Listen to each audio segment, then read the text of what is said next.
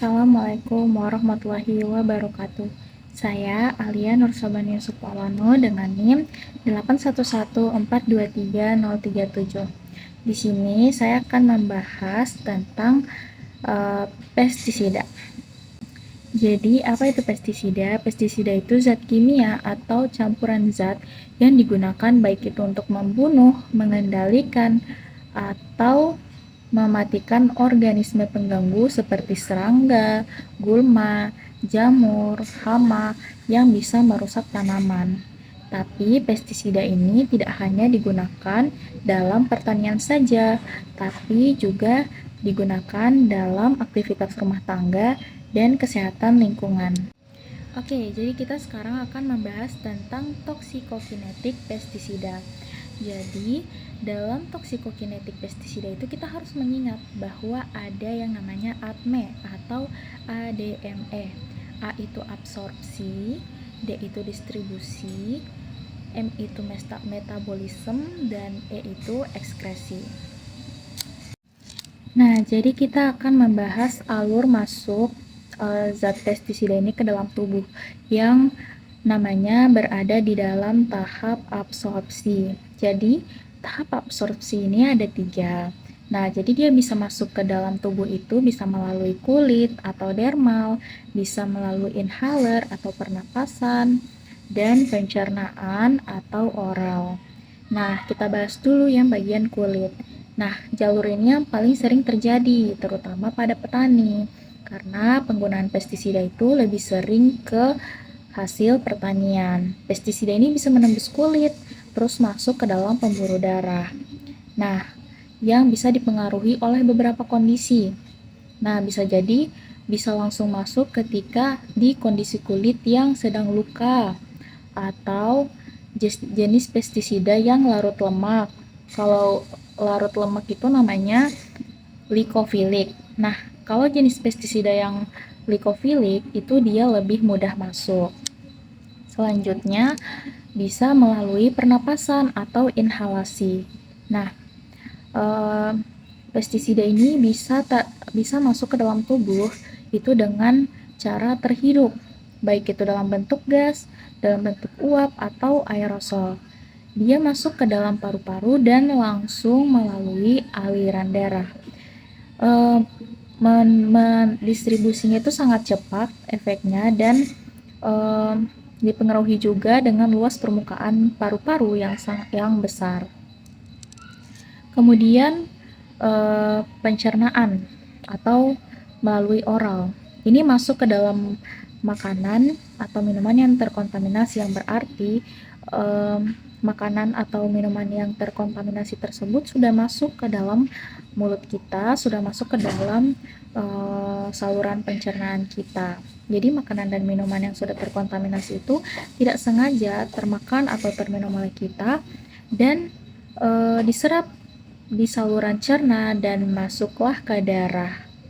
Bisa juga karena tangan terkontaminasi nih sama pestisida, lalu makan dengan tangan yang sudah terkontaminasi tanpa cuci tangan, maka tubuh kita sudah dimasuki oleh zat asing yaitu pestisida. Baik, selanjutnya distribusi dalam tubuh. Distribusinya itu yaitu proses penyebaran pestisida dari darah ke seluruh organ tubuh setelah masuk ke dalam tubuh kita. Jadi zat ini akan terbawa aliran darah ke organ seperti itu hati, ke ginjal, ke otak, dan ke jaringan lemak. Sifat pestisida ini mempengaruhi penyebarannya, di mana yang larut lemak atau likofilik itu bisa masuk ke jaringan lemak dan otak. Nah, ini yang sangat berbahaya teman-teman. Ini yang lebih berbahaya karena ketika zat asing, zat toksik itu masuk ke dalam tubuh kita dan dia itu likofilik atau larut lemak, maka dia akan lebih lama untuk bertahan dalam tubuh kita karena dia sudah bersatu dengan jaringan lemak, dia akan menempel ke jaringan-jaringan lemak dan akan susah untuk diekskresi. Nah, proses ini menentukan organ mana yang paling terdampak oleh racun. Selanjutnya ada proses metabolisme pada tubuh. Nah, ini prosesnya terjadi di liver. Tujuannya untuk apa? Untuk mengubah pestisida menjadi lebih mudah larut air supaya bisa dikeluarkan. Itu namanya biotransformasi. Jadi, biotransformasi itu adalah proses di mana mengubah zat toksik di dalam tubuh kita itu menjadi lebih bisa diolah atau lebih bisa dikurangi kadar toksisitasnya di dalam tubuh kita.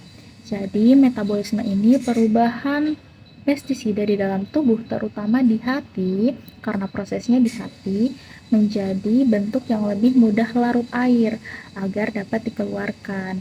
Nah, proses ini ada 2 tahap, teman-teman, yaitu fase 1 seperti oksidasi atau hidrolisis yang mengubah struktur kimia zat.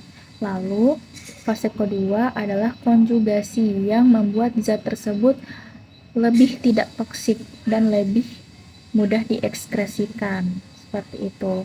Namun, pada beberapa pestisida, mungkin pestisida memang kebanyakan dia hidrofilik atau larut air, tapi ada juga yang larut lemak. Nah, ada juga pestisida yang pada proses metabolisme ini justru dia bisa pada proses ini dia bisa mengalami peningkatan kadar toksisitas, jadi dia menjadi lebih beracun. Ini dinamakan bioaktivasi, sehingga meningkatkan efek toksiknya yang ada dalam tubuh. Jadi bukannya menurun kadar beracunnya ini pada proses metabolisme, tapi malah meningkat. Nah, itulah yang disebut dengan bioaktivasi. Oke, selanjutnya fase yang terakhir adalah fase ekskresi atau pengeluaran zat toksik di dalam tubuh kita. Nah, setelah proses ini terjadi setelah proses metabolisme. Zat ini, dimana zat itu sudah diubah menjadi lebih larut air, maka zat tersebut akan dibuang melalui urin oleh ginjal dan juga bisa melalui feses lewat empedu. Selain itu, sebagian kecil bisa juga dikeluarkan melalui bisa dari paru-paru, keringat, dan air liur. Feses ini penting karena bisa membantu mengurangi kadar racun dalam tubuh. Jadi seperti itu teman-teman proses masuknya zat toksik pestisida ke dalam tubuh kita. Jadi jangan lupa untuk diingat ADME, absorpsi, distribusi, metabolisme, dan ekskresi. Sekian dari saya, terima kasih.